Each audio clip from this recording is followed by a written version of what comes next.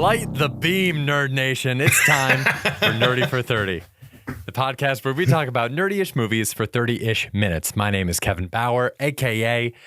The Critic's Choice. With me, as always, is the People's Champ, Tim Keck. Yes, sir. All right, I like yes, sir. That's a good one. And today, at long last, we are going to be talking about Across the Spider-Verse. I just want to say immediately that this is a top-tier movie.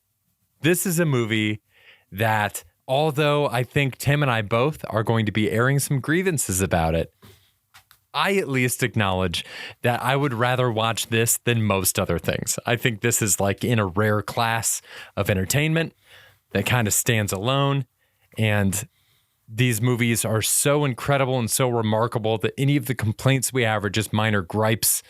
It's just about trying to take a smudge of dirt off of the Mona Lisa. Tim, you're looking at me like you completely disagree. I can't wait for you to alienate all of our listeners. Please let us have it. What did you think of this movie? I didn't love it. I didn't think it was great. I don't think it's a great movie. What it is a fun time to watch Spider-Man. You know how like Avatar 2 is like an hour and a half movie, but then there's just an extra hour and a half of just like hanging out with avatars? Yeah. That's what this felt like, right? Like the movie's an hour 40 and there's just an extra 40 minutes of just, you know, looking at Spider-Man and hanging. I mean, I don't know. It's not. Last week we talked about the first one and I said it was almost a perfect movie. Yeah. It's one of the best superhero movies of all time. This is definitely not. This is, I think, a very clear step down. I still enjoyed it. I'll definitely watch it again. The animation is mind-blowing. It's fun to see all these Spider-Men. There's some great jokes in it. It's cool. I'd probably rather watch this than a lot of stuff, but I definitely got my hopes up that this would be a great movie, and I don't think it is. You know, I'm right there with you in that. I definitely think the first movie is a better movie. The first one is so tight. There's so much going on. The art style completely blew our minds. It was like us having to process something that we'd never really seen before in that same way. And the multiversal nature of the story and the fact that a lot of people watching it weren't familiar with Miles in the first place meant that audiences were getting acquainted with things that they didn't have any familiarity with in some cases.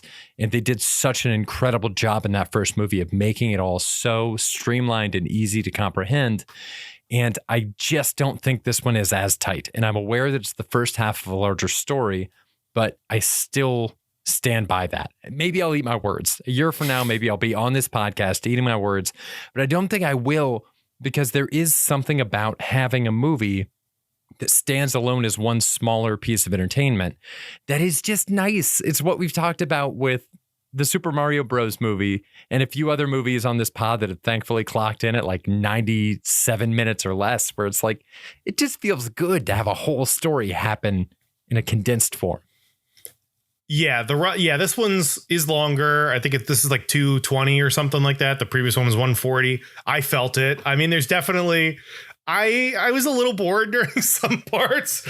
Not gonna lie. I was also one of the people in the theater who just couldn't hear dialogue for some reason. That's a thing that's going around. People are not able to understand stuff. Like I love Pakistani Spider-Man, couldn't hear anything he was saying. Every time someone was about to step in a portal and they turned and like said that last word, couldn't hear it. Couldn't hear it. I want to clarify. That's a dialogue mixing thing. That's not a dialect thing. Yeah, it seemed I felt that. I think I was sitting with Spencer. I think he kind of concurred that it was just tough to hear back there. It was just it was a weird experience. I want to push back on something you said last week about Peter Parker. And I think at one point you said Peter Parker is just like a huge nerd. He's a loser. He's a dork, like throwing all these things at him. And he's always messing up and all this stuff. And I feel like you painted him as this like this miserable guy or this loser who isn't good at anything. Yeah. Whereas I feel like the Peter Parker I remember reading these comics was a guy whose life would be so much better as Peter Parker if he wasn't Spider-Man. It was like the hottest girls in school were always after him. And they're like, are you going to come by the malt shop later? And he's like, oh, but I have to catch the Green Goblin. I would love to be there, but I can't. Aunt May, I would love to be at your birthday, but I can't. Even the bullies, you know, it's like Flash Thompson is like, oh, punny Peter Parker, you suck. You're trash. You're garbage. You coming to my house party this weekend? And the only reason Peter doesn't is because he's got some Spider-Man shit going on. I think this is one of the few superheroes where being the hero is a huge personal detriment to the person, to the alter ego. And I think that is something cool that they've translated to Miles Morales in this movie a little bit.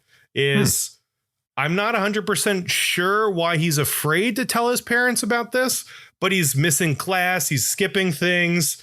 It just seems like, you know, he's late to his dad's party. They're just really now playing into this thing of he's comfortable as Spider-Man, but the work-life balance of it isn't going great. And I thought that was a good reflection of the Spider-Man that I knew and loved and appreciated. What do you think? Yeah, that is interesting. I mean, as to why he's afraid to tell them, he's 15 in this movie. So his dad's a cop. Ugh. There's absolutely no way that they would support him going out and being a vigilante. They don't say that once in this. They don't say, it's like all you have to do is tell us what's wrong. In the first movie, this is a man who doesn't believe he has the stuff. This is like an internal battle, right? Where he's like being rejected by this friend group that want him to succeed and he just can't. He doesn't believe in himself. And now the conflict in this movie is that he believes in himself, but not enough to tell his parents. Why won't he tell his parents? Is he worried about them getting attacked? Is he worried about, I mean, that's the big one, right? Is you're worried your loved ones are going to be attacked? Are they worried they're going to hate him because he's Spider-Man, but his dad's like best friends with Spider-Man now? So that seems crazy. He never says the thing out loud of why he is worried about his parents, who we've only been shown love the shit out of this kid. This is a loving home. This is a full family unit that has each other's backs. There would be this is a very good household. There's no reason for him to be nervous about this. And yet somehow that's the central conflict of the movie, which I don't buy it the same way I bought his hero's journey in the first one. And I just don't know what they were trying to do in this. Like, what's the goal of this movie? That's like, what's the character want? I don't know that I would say, well, for Miles, it's to prove that he is, again, a valid spider person. So I don't know that I would say that him trying to figure out whether or not to tell his parents is the central conflict of the movie, because I think a lot more time is spent on this idea that because Miles hasn't had the canon events happen for him, these series of events that happen for every Spider-Man, he is not a valid Spider-Man and therefore is not allowed into the Spider-Man club. The canon events are so dumb. It's like, you can't be Spider-Man unless a cop dies. It's like, Spider-Man is the bad guy in this. There's literally like infinite universes and a near infinite number of Spider-Man at this thing who are all, like, everyone there is in agreement. Your dad has to die. Like, that's what something Peter Parker, that's not something Peter Parker would ever do. That's not what Spider-Man does, right? Spider-Man saves everybody. There's always a way. It's all that stuff. And literally his friends, the friends that he missed, that he is longing for and like had a real bond with, they're all like, yeah, dude, your dad's gonna die. Why? Because the bad guy, Miguel, he fucked with the timelines. I don't even really understand it. Miguel went to a timeline that wasn't his. He messed up his timeline. And now he's saying, guys, it's because of these continuity events. So nobody even knows that this is true. But his friends are willing to watch his dad die for a belief. They're also like, Miles is the only abnormality. He's the only glitch in this thing. The reason the spider came through is because Kingpin built the reactor, right? He turns it on, the spider comes through. That leads to Peter Parker dying. Miles Morales is the spider. In an infinite worlds of infinite possibilities, you're telling me there's no other realities where the Kingpin built that machine and turned it on? That's crazy. It's crazy. But then they Rick and Morty'd it, you know? It's like a Citadel of Spider-Man. It's just absurdity on top of absurdity. None of it makes sense to me. And it lacks the personal touch. I really love a smaller conflict in the first one. It felt personal. Yeah. It felt like his interactions with Jake Johnson. That was it was all like relationship stuff. It was internal. It felt very real. And this felt like you have to watch your dad die because this guy said that thing in outer space, and there's like a bunch of alternate versions of you. Meanwhile, this is like the most visually stunning thing I've ever seen in my life.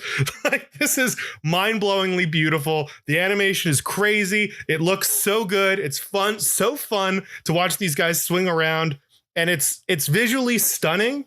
And I'm just like, what are we doing here? Why is this happening? I wish the story connected with me the way the animation does, which was crazy and fantastic and fun. I'm with you on that too. I do think the smaller nature of the story in the first one helps. It seems to have lost a little bit of its heart by expanding to this more epic scale, you know? Yeah, what's the Citadel of Spider-Man trying to accomplish? Like, what are they doing? How do they know these are pivotal events? You know, like what else is there? It just seemed very, very weird. And the fact that all of his the movie ends on his friends deciding to be his friend. Right. That's the end of the movie. The end of the movie is his friends being like, wow, we probably shouldn't be wishing his dad dies. And like, we probably shouldn't be hurting this person that we love and care about. Let's now. And like, what changed? Nothing changed. Miles got away. That's it. Miles escaped. And now his friends are like, if Miles could get out of the Citadel of Spider-Man, then maybe we should be his friend again. And like, that's the end. Like, what? Who cares? What is this character thing? It's un-Spider-Manly. And I don't understand why they're flip-flopping. It felt just forced and lazy. And again, you're right. We're speaking to the high standard of the first one, which is one of the greatest movies of all time, I think. And this is just, it's got regular movie problems that they're just, I think some laziness. It just doesn't make any sense to me. I don't know. I wonder the extent to which they intended to make more, because there are a few things that happened in the first movie, like the spider that bit Miles is glitching. So that would seem to indicate that they knew, even though they didn't reveal it in the first movie, that spider came from a different universe, which honestly was one of the only quote unquote plot holes in the first movie for me. It's just that we have no fucking idea where the spider came from outside of the fact that it was beneath the Alchemax facility. Yeah. The other one is that apparently the Prowler theme, I saw this on TikTok. Apparently the Prowler theme is the Miles Morales theme from the first movie backwards, which is wild. Could be that's interesting. Just, a commentary on the fact that the Prowler is a villain in the movie and has that direct familial relationship to Miles, but could also, a lot of people are interpreting as foreshadowing for the fact that Miles sees himself as the Prowler later. Another one that I saw, and this one I noticed in the first movie, is that when Miles' spider powers first kind of reveal themselves in the first movie, and for a lot of this movie, his outfits, they are purple and green. And in Marvel Comics, red, blue, and yellow were always the colors used for heroes. And purple and green, mostly, orange too, but mostly just purple and green were the colors used for villains and anti-heroes. So the fact that it was purple and green, immediately, if you are familiar with Marvel Comics, it's coded to you. So it's like, oh, what's this about? Why is he showing up as a villain? And the Prowler reveal at the very end of Across the Spider-Verse, Miles as the Prowler is cast in red and blue light. So I've seen some people theorizing that that's saying that this universe, Miles was supposed to become Spider-Man, but because the spider disappeared and went to our Miles' universe, this Miles from Universe 42 ended up becoming the Prowler instead. Who knows? Who knows how much this is intentional? Who knows how much of this was planned from the beginning? I kind of wonder if they got the opportunity to make these and just jumped at the chance to hang out with these characters more. And I'm not mad, even if it does have normal movie problems. I'm not mad at the opportunity to hang out in this world longer because of how much I love that world. I mean, I desperately want to see more of these characters. It's so fun. Yeah, I don't know if I feel the same. I mean, I miss Jake Johnson a lot in this movie. I felt very noticeable where he was just so light and goofy and funny in the first one. And I felt like it was missing it. Yeah. My man. Kevin's showing me his Jake Johnson action figure. And I don't know. Then it became kind of like a will they won't they with like Haley Steinfeld's character, and it was fine. It was okay. It was cool. I think all the animation stuff they put a ton of energy and effort into, and it's all very intentional. There were some things that I thought were weird though, which like I feel like you're an animation guy. I looked at, there was the UK Spider-Man, Spider-Punk, mm-hmm. and he looked amazing in a vacuum, but then next to the other characters in the backdrop, I found it incredibly hard to look at. Am I crazy? In the first movie, there's all these different versions of Spider-Man. There's like a Looney Tunes character. There's the noir Spider-Man, mm-hmm. and all of them, their animation though is crisp. There's crisp lines to it. They fit in that world despite being, in one case a Looney Tune and the other one like an anime character. They somehow fit for me. Whereas the UK thing was like moving and going all over the place. And I found it hard to have them being in the same space. Am I crazy? No, I'm right there with you. It's really hard for me to reconcile because Spider-Punk as a character was one of my absolute favorite things about this movie. And Daniel Kaluuya's voice acting for him is one of my favorite things about this movie. And again, in a vacuum, all of the animation around him completely destroyed my brain. It was so unbelievably cool, but I do definitely agree that it's a lot visually and it commands a lot of your attention, and it does kind of make it hard to focus on the rest of what's going on. Although part of that could also be the fact that we saw this in like the third row of a movie theater and I couldn't see the entire screen at one time. I had to choose where on the screen I was looking. So I look forward to seeing this again, maybe this weekend, from a viewpoint where I can actually see the whole screen. Yeah, I think that I would say that helps, but I could see the whole screen and I'm not sure it did for everything. Who was your favorite Spider-Man cameo? My favorite joke in it was Peter Parked Car, which is great. Sure. Where it's so funny. Great joke. I love the Ben Reilly costume. Mm-hmm. Where it's just the blue hoodie with the Spider-Man and he's so brooding and he's flexing and he's doing all these things with his muscle. I thought that was a great take on the character and so fun, and you would love just more of that stuff. But I thought it was great. I thought that was my favorite one. Do you have a favorite Spider-Man that we met? Oh, that's wonderful. I mean, Spider-Punk, I don't know if you count that as a cameo because he is such a big part of the movie, but by far he stole it for me this time. I loved Jake Johnson, obviously. I said last week on the pod that Jake Johnson's Spider-Man is not just my favorite Spider-Man, but my favorite superhero I've ever seen in anything. That has not changed. Yeah. As far as new people in this one, I never saw the show, but I think it was really funny to see the Spectacular Spider-Man just because of how distinctly stylized he is. Like, yes. He's so angular. So to see him hanging out and seemingly not disturbed at all by the fact that everyone else is so much smoother than him, that was funny. Favorite cameo appearance though has got to go to Lego Spider-Man, which have you seen what happened with this? Do you know the story behind the 14-year-old kid? Some 14-year-old kid animated the Spider-Verse trailer in Legos, like in stop motion with Legos, and put it on YouTube, and it went viral. Must not have been too viral though, because I never saw it. And then this kid sounds like a loser to me. Yeah, we're officially moving into our cyberbullying phase of this pod. Yeah, we're trolls. We're trolling everybody.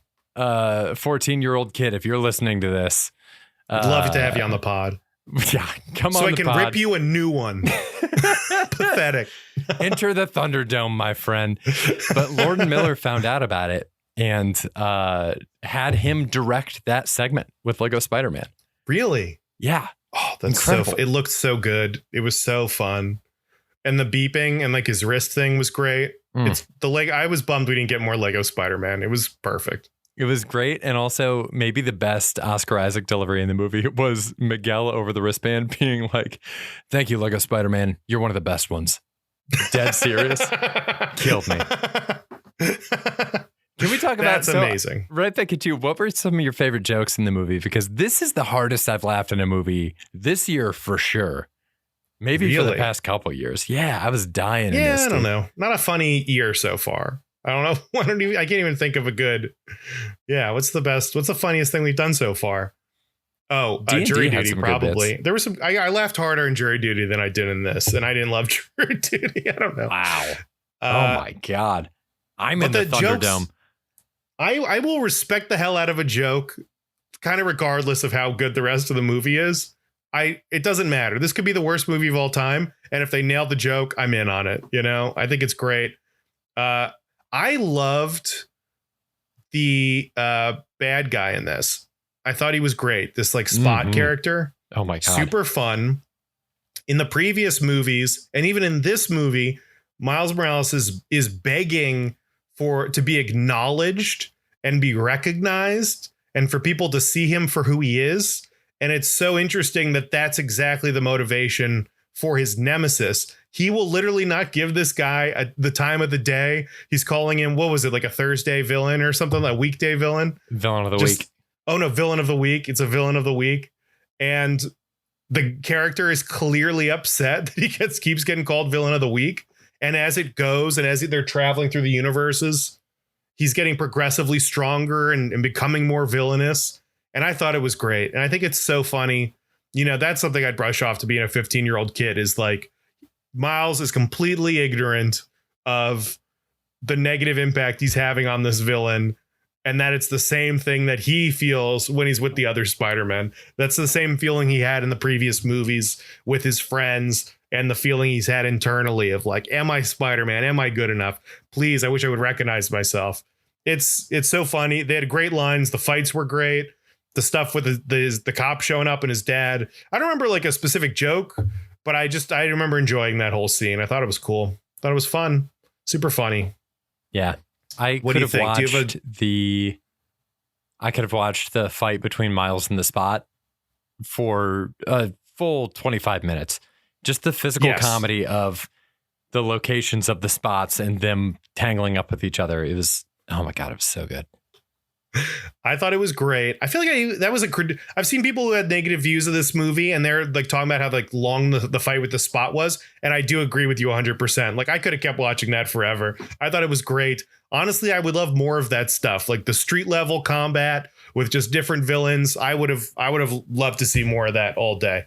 I want to get one beef out of the way. This is my Please. final beef, I think. But I feel like we have to acknowledge this. When I asked you your favorite cameo, you did not say Tobey Maguire. You did not say Andrew Garfield. You did not say Donald Glover. I knew it was one of them. And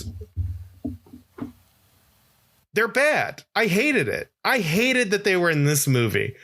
And I heard people talking about like, yeah, well now that proves he's in the MCU, you know, like this is real. And I'm like, I don't need that. I don't need the proof that this is in the MCU, because this is a cartoon. This is a cartoon. I'm not expecting, you know, Tom Hardy to be just interacting at the Citadel of Spider-Man. I'm not expecting Tom Holland to be here. In fact, Donald Glover showing up, being next to these cartoons, I thought it looked so bad. It was just him like at a home green screen recording this real quick. It was awful. It looked so weird, you know? And then they just show pictures of these other guys. Like, why? We don't need to see this. And something about also, if you're gonna show them, then I need to see other life, like real life alternates to these guys. If you're really gonna go down this path, you have to get me Tom Cruise in a Spider-Man costume. You have to get me Will Smith in a Spider-Man costume. I'm just rattling off Scientologists. If any of them, you can grab anyone and throw them in. I mean, why not have Haley Steinfeld as a Spider-Man? Awesome. They could just do the cast. Daniel Kaluuya could just show up as a Spider-Man and it'd be great. I don't know. They need anything else there. And it felt like just forced and boring, and it didn't look good. And it just annoyed me. It annoyed me. This is a cartoon. I don't expect Miles Morales as an animated character to show up next time Thanos, rolls in. I'm not shocked. I'm not devastated that Jake Johnson's Spider-Man wasn't there, to fight whatever villain they've had so far. Why isn't he helping Tom Holland in Marvel Civil War? It's like, because he's a cartoon. It's a cartoon. It's okay that these things are not the same. I don't know. What do you think? I accept that a lot of people were really excited by these, but I'm right there with you. I think I would have really liked the same exact moments and the same exact cameos if they were animated versions of the same things. Yes. I would have loved the it. voice is enough. Yeah, absolutely. You can use a canned line. Like, they don't need to record anything new, but I'm right there with you in that it does break the medium for me because there aren't also other live action people around. I think about it like it's like what Star Wars did with the sequel trilogy. Hear me out. With how they reconciled how the creatures were practical effects in the original trilogy and then largely CGI in the prequel trilogy, is in all the sequel trilogy stuff and the properties since then, there's just a mix. Some of the aliens are CG. That's just what that alien species looks like. Some of the aliens are practical effects. That's just what those look like. So I think that would have brought it home more. But in this case, I am right there with you. I did not like, it really took me out of the world to see Donald Glover sitting there as a live action person next to Miles. As awesome as it was to have him be a presence in this movie, I don't know, it took me out of it. I think about it too, like, I haven't seen the Star Trek series that are on Paramount Plus, but I know that there's an animated series called Lower Decks that has Jack Quaid and somebody else doing the voices, and the entire thing's animated. And they had a crossover episode with one of the live action series. And so they had the voice cast of Lower Decks show up, but in costume as their characters. So I like that. I think I'd prefer it that way, And if we ever did get Shamik Moore in a Miles costume in the MCU, that'd be fucking awesome. But I don't want to see a cartoon show up in the MCU. Like, no. It just feels strange to have those pieces mix. I felt that way about the Spot cameo too, when he pops into the shop with the woman from Venom. That one I honestly didn't hate as much as the others for whatever reason. I think inserting a cartoon into live action somehow looks and feels a million times better to me than inserting, a real actor into a cartoon world. I think you're more used to it. I think we've seen that a lot more. And stop me if this one gets a little too close to home. But the most we've really seen of live action people in cartoon backgrounds is the past 6 MCU movies. Yeah, sure. Yeah, we're used to that. We're used to just seeing weird stuff in the background, I guess. But yeah, I didn't. It was weird. I don't know. You got a thief, Kevin. You got a thief to turn this pot around. Oh, I'm sorry, my negativity is tanking this thing, but I don't know. Not my favorite. Let's see. I mean, Thieves. This is stylistically, this is the same thing as the first Spider-Verse. They just blew it out even further. It's so nice to see someone doing animation in a way that breaks with this homogenous style that we've gotten used to over the years with 3D animation. Mm-hmm. DreamWorks has such a distinct style. If you don't believe me and you've never seen this before, Google DreamWorks face. All their characters do the same fucking smirk. Pixar, love them to death, but Pixar does have a very distinct look. I feel like we've gotten a couple lately, like Turning Red, that lean more into specific animation styles. But prior to that, there definitely was a sort of house style that had developed. And which animation company was this again? Pixar? Are you familiar? This is who did Spider-Man? This one, sorry, Sony Pictures. Sony Pictures did it. Yeah, I also saw they're coming for Pixar's like Hot Mom, award. They're going, dude. They want it. I think, did Sony Pictures also do Mitchell's versus the Machines? That's Can a we good get confirmation question. on That's that? the kind of thing we they should may have have. researched beforehand. Yeah, I that's love absolutely Mitchell's versus something the they should have done. Machines. Same here, dude. Lord and Miller. It's amazing. It looks great. Better movie than this one. Not better than the first one. That's the last negative thing I'm going to I agree with you. If you are going to come at us for that, go watch Mitchell's versus the Machines first. Movie rules. Yeah. Honestly, do yourself a favor if you're listening to this. Watch Mitchell's versus the Machines. It's so great. It's so fun. It's just a good time. And I think they could have taken a little bit more of that energy into this. The parts I liked about this the most were the fun, lighthearted parts. The jokes when he's meeting Spider-Man. Mhm. That's very cool. When they're not taking it too seriously, I thought it was a lot more fun. And some of those scenes, it's just honestly super cool to see these guys, to see all the different Spider-Man and they're all pointing at each other. It's fun. It is cool. It's cool to see them all. It's very fun. I'm so glad that these movies exist.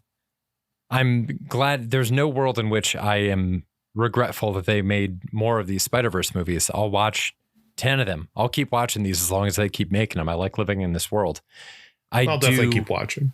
I do wish that it did keep up with more of that tone that I had originally with the Battle of the Spot and with the first movie. And even like the opening sequence, here's a thief. We haven't even talked about this. The opening sequence with Gwen is incredible. It is so good. What a fun spider battle. The dynamics with her dad are interesting. That had a little bit more depth and darkness to it, but it still had more of a fun tone overall than I think we got with a lot of the stuff later on in the movie. Her relationship with her dad is a million times more interesting than Miles' relationship with his family. Well, there's conflict. There's conflict. There's no conflict with his family. I should tell him there's nothing there. But for Gwen, it's powerful. I enjoyed it a lot.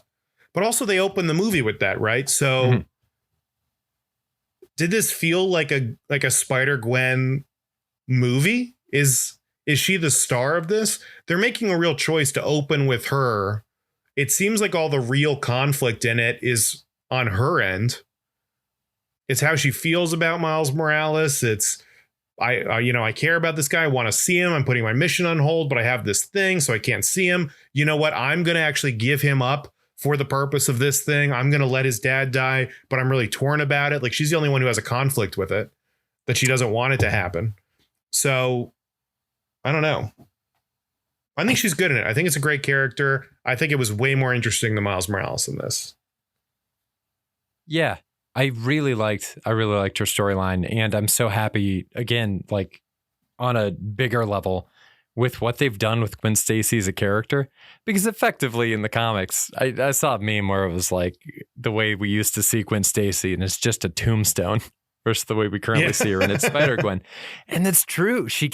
They've kind of reversed fridged her over the course of these movies and over the course of the Spider-Verse comic event, where they've now built out this character that's an extremely popular character. People love Spider-Gwen. My niece adores Spider-Gwen. I like Spider-Gwen. Like, the costume's awesome. Costume's amazing. And oh my God, the art style when you're in her universe in this is some of the best animation in the entire movie. Some of the best that I've ever seen. So it's really cool what they've done with her as a character and how much more they built her out and given her depth, because even when she was alive in the comics originally, she was kind of a manic pixie dream girl. Like, she just kind of was there to be like, wow, aren't rainbows beautiful? Look at how sunny it is. Sure would suck if I got thrown off a bridge today. Yeah. But they were building a character to Fridge with her, whereas MJ's like sticking around, so she's got a little more attitude. She's like talking they like flush her out because they're like, oh, this is for the long haul, you know. We want this girl to look absolutely. We don't want Spider-Man like failing to drop, dropping Gwen Stacy and then being like, oh, at least I don't have to listen to her nag about the dishes anymore. You know, you want it to be like, she's the perfect person, everything's beautiful, and create an incredibly one-dimensional character. And in this, she's the most complex character in this movie for sure, and I think she's a lot of fun. Kevin, big question for you.